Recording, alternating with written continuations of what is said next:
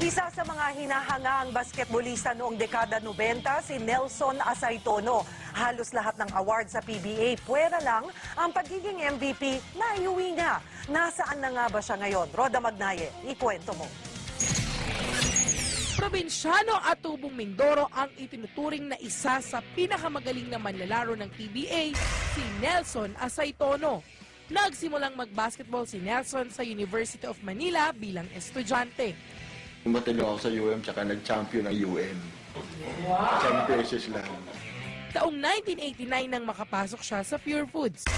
Dahil sa kanyang bilis, taas tumalon at lakas magdang, tinawag siyang The Bull.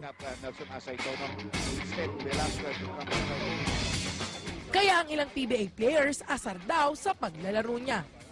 April 7, 2005 nang gawin ni Nelson pang 12,268 point niya. Pang-pito sa may pinakamaraming nagawang puntos sa PBA. Actually, halos lahat ng award nakuha ko na eh. No? Ang isa lang talaga ang hindi ko nakuha, yung MVP. Sa paglipas ng panahon, tuluyang nagbago ang ikot ng bola sa buhay ni Nelson.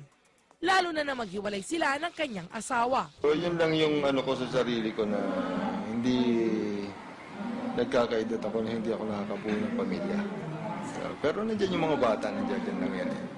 Kahit di niya kasama ang dalawang anak, saludo pa rin ng mga ito sa kanya. Super nice niya talaga. Dito at home and everything. Full-time employee sa isang networking company sa Ortigas, si Asaytono. Ang dating bad boy sa hardcourt, bumait at naging palakaibigan daw dahil sa uri ng trabaho niya ngayon. Saka nakikita ko doon sa ibang tao na hindi nga kilala, nakakakuha sila ng customer nila.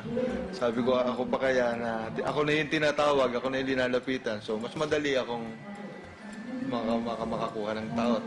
Pero aminado si Nelson na namimiss niya ang pagbabasketball. Kung tatanungin mo kung namimiss kong basketball, sobra. Kaya lang, hindi na natin pwedeng ibalik yung kahapon eh, di ba? Na-foul man sa ilang aspeto sa buhay si Nelson The Bull Asaytono, tuloy pa rin ang pagsugod sa mga hamon tulad ng isang toro. Roda Magnaye, News 5.